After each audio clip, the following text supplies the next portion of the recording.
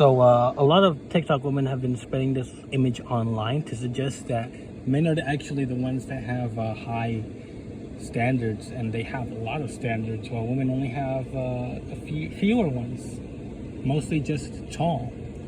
And this is just outright wrong, and I'll explain why this is incorrect and an unfair evaluation. So to start, all of these preferences are not as enforced, and stats show this.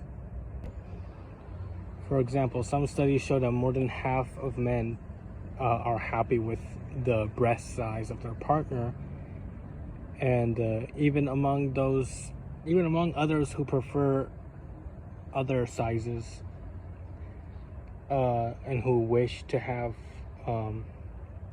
a different size, they still date those people who do not fit that preference, meaning that for them it's optional. And with small waist, over 90% of men report that they didn't mind whether their partner had a small waist or not. They didn't mind that. They didn't strictly enforce that preference, whether it was small or not. And with no body hair, many people do this. This is not a impossible or hard preference. You just shave it. It's pretty controllable. Even men do this sometimes.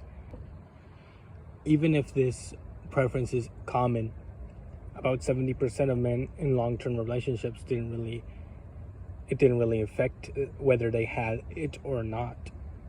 So it also isn't as strictly enforced. And then short is probably the most debunkable one here. A simple stat can easily debunk this. For short, only about 30% of men enforce this preference, and even those who do enforce it, this preference is very common among women. So it's not like very hard to match, hard to have this preference. For women, on the other hand, the 6 foot preference is highly enforced. All the stats show this. About 80 to 90% of women have a baseline preference for someone who's taller than them. And for women, there are more than half of them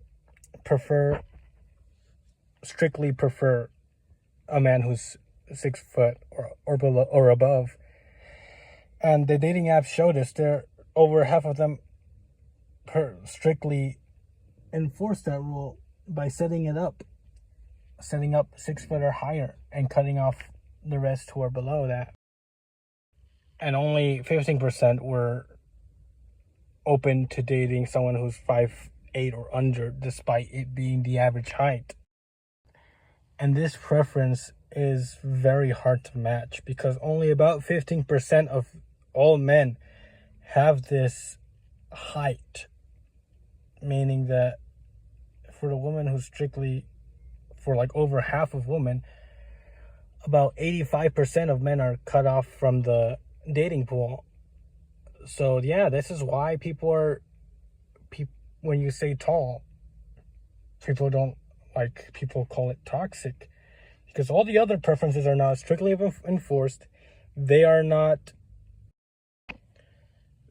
usually not uncommon, and all of that. Well, for height, it's extremely enforced. It's commonly enforced. Maybe I should use better words. It's commonly enforced, and it's really difficult to match. And for those who do strictly enforce these preferences that men supposedly have, usually they're the very tall men that these women choose. The very tall, good-looking, attractive men are the ones who are able to really enforce these. So in reality, this can only apply to that type of people, not the people that this image is targeting, which is usually short men who complain about the enforcement of preferences by women, or complain about hypergamy. So no, men do not have more strict their preferences that are more uncommon to have. And yeah, that's all I wanted to say. See you later.